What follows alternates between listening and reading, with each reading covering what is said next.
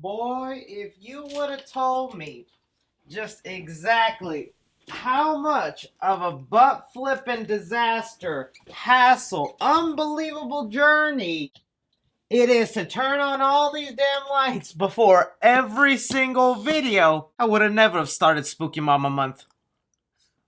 Let's start the show. Hey guys, thanks so much for clicking on an episode of Side Flick. My name is Chris. Really appreciate all of you right now who are currently watching this video. Excited to hear so much movie news in your life. And let me tell you, today we got a lot. Some of the stuff we're going to be talking about today is a bunch of release dates that have been shifted around, so some of your favorite movies have gone even further into the future. Sorry about that. A lot of horror movie talk here with some Children of the Corn, even talking about Meg II being a thing, as well as some talk about the trailer for Tom and Jerry, the movie that'll probably save us in 2021. That and so much more movie news, so I'm gonna need you movie fans to leave me your opinions down below with everything we discuss here today. We got a lot to talk about, so I'm expecting your opinions on most of these things. After you get done with today's Sci Flick, don't forget to check out all the other movie updates we have going on the channel. We have an update with 5 Cream Scream 5. We had our first look at Tom Holland and what he looks like in the Uncharted movie. Even the wild crazy news that Jared Leto's reprising the role of Joker one more time. But if you've already seen those or you don't care about that, then just touch that like button, man.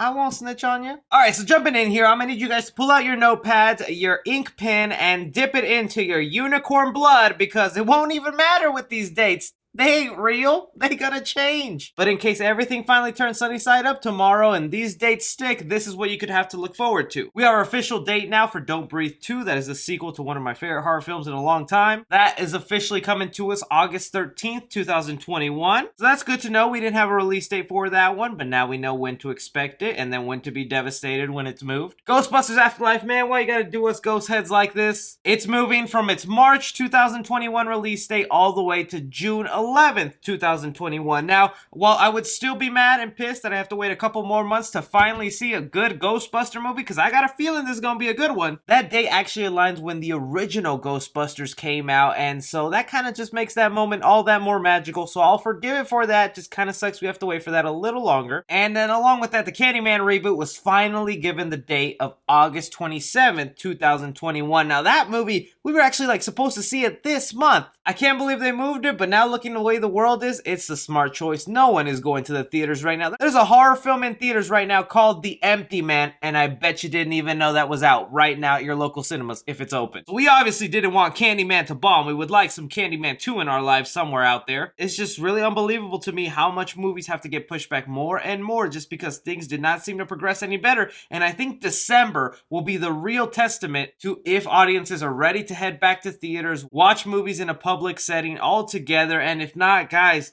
those 2020 release dates are going to get a lot worse than we expected. I need you guys to give me some optimism here with this news right here. What do you think of these release dates in Unicorn Blood? Moving on to the next news story here. Might be a little WTF, but at least it gives me the excuse to bring out my Jaws pup. Oh, look at little Bruce there. So cute. The Hollywood Reporter has the exclusive, and they've come out and said that Meg II is for sure happening, and it's going down with Ben Whitley, the director of Rebecca, which recently premiered on Netflix. Now, I can't speak too much to this man's directing skills because I have not watched Rebecca on Netflix yet. Some of you guys who have, I would love to know your thoughts, and if you think he's a capable director. But really, it's just the idea of Meg II happening, because maybe some people out there found some enjoyment and fun out of Meg, and there were some moments in there I was like, okay, this is kind of fun, but it's just the idea of Jason Statham going again and fighting more CGI sharks. I just don't know if I want to pay money to see that again. As far as what the story could be for the second movie, that is really what's going to depend on me going to theaters, because if it's just another situation with Jason Statham fighting the shark, I'm gonna need some extra in there. Luckily, since the Meg movies are based off a series of books, believe it or not, we kind of have an idea of maybe where they'll go. The story basically revolves around the offspring or the child from the Megalodon that we got to see in the first movie, and then a crazy billionaire and a scientist getting together to, well, just do crazy things. I'm hoping the movie expands a little bit more and we see other stuff going down, but as of right now, not too excited for Meg 2, but maybe there's people out there who can convince me that this is a worthwhile watch. How do you guys feel about Meg 2? Something else here that I'm just also going to be a negative Nancy about, what's going on with me, man? 2020 has finally broke me down. and I'm no longer that positive person. But we have here the Hollywood Reporter going ahead and letting us know that Battlestar Galactica is moving forward with their new reboot, which we have heard was coming for a while, but now we know it's coming from writer-producer Simon Kinberg. And Just to give you an idea, what this man is most notably known for is the last couple of X-Men movies, that is Dark Phoenix and Apocalypse. I don't even know why I should pretend to be all that mad or upset about this, because I'm not even the biggest Battlestar Galactica fan, but I know this is a popular franchise that probably does have a lot of fans, which is why I brought it up here. But it is because of that reason, because this is a franchise that has the potential to be really huge, really fun, be a new cultural shock out there, especially since people aren't that happy with the Star Wars content other than stuff on Disney+.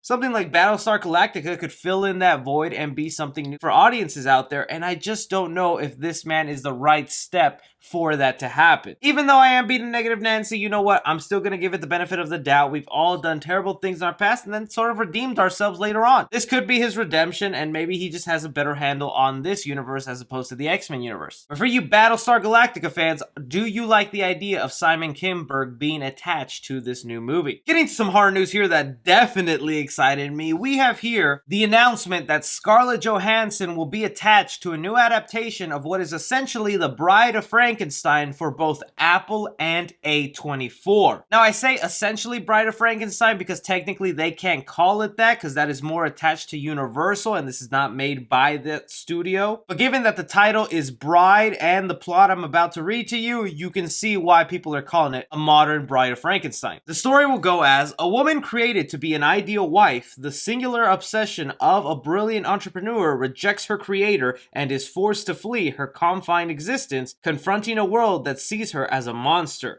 It is on the run that she finds her true identity, her surprising power, and the strength to remake herself as her own creation. So that essentially is the Bride of Frankenstein story. It's a woman that is created for this person who essentially is a monster. If you're a person creating a woman in a lab, I'm talking to you, Professor Utonium. And just like the Bride of Frankenstein did, she rejected Frankenstein. And Scarlett Johansson will reject her creator in this instance. And then from the rest of the description, it kind of sounds like an action movie with that word there of her surprising power. That's kind of scaring me right there because that's giving me vibes of The Mummy. And we know what happened when they tried turning these Universal monsters into action heroes. It just doesn't work. But I'm thinking with A24 attached and they're known for some really good, grounded, gritty tones that they can make this Bride of Frankenstein story with Scarlett Johansson work really well. So I'm completely down to see this story. Like I said, I just hope it is more horror than action. But I want to hear from you guys. Scarlett Johansson attached to a Bride of Frankenstein adaptation. Do you like the story? Do you like the modern take? Or could you do without it? And something that I just cannot wait to finally see on the big screen because I just need me a good, nice little family movie is this live action adaptation of Tom and Jerry, one of my favorite cartoons growing up as a kid. And we finally have an idea of when we'll actually be seeing the trailer for this thing because since we last talked about this movie, it got moved from 2020 all the way to 2021. Thanks to Trailer Track, who is the website to go to keep track of when all these upcoming trailers are. They're always spot on. The trailer is due to arrive online on November 16, but they also mention here it could be sooner rather than later. And not only is this exciting to me because I just want to see these characters and how they're going to interact live action style with real people because they're not going with 3D animation or a realistic look. They're sticking to the 2D look that we know these characters to be like and then just plugging them in Roger Rabbit style to live action events. So if they're willing to show us the trailer already, it looks like they're just going to stay set with their release date no matter what. And you know what? I applaud them for that. What do you guys want to see in the Tom and Jerry trailer? And what do you think about them already willing to show us a trailer when we don't even know if audiences will be fully ready to go to the theater? Talking some more about horror movie news here, we have here an update on the Children of the Corn reboot, or I should say prequel. If you didn't know, the Stephen King book and movies that were made is getting a new movie coming to us next year. In fact, this film was made during the pandemic. It's already been completed and it's ready to go for us. We now here have an update of the tone we can expect to see in this new Children of the Corn film. The film has been given an R rating for violence and bloody images. And in a day and age where studios try their hardest to make a movie fit a PG-13 rating just for money, I'm really happy they went with the R rating. Even more when you describe the plot of what's going on in this film, they have it here. This film describes the events leading up to and including the massacre of adults of a small town in Nebraska by their children after the adults irresponsibly ruined the crops and the children's future. So essentially what we're going to be seeing in its full R-rated glory is kids going ahead and stabbing the heck out of adults like,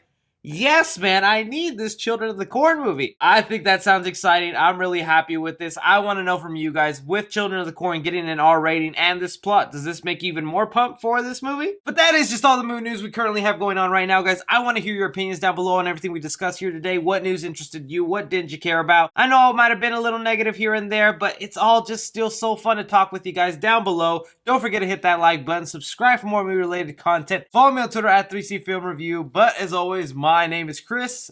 Take care.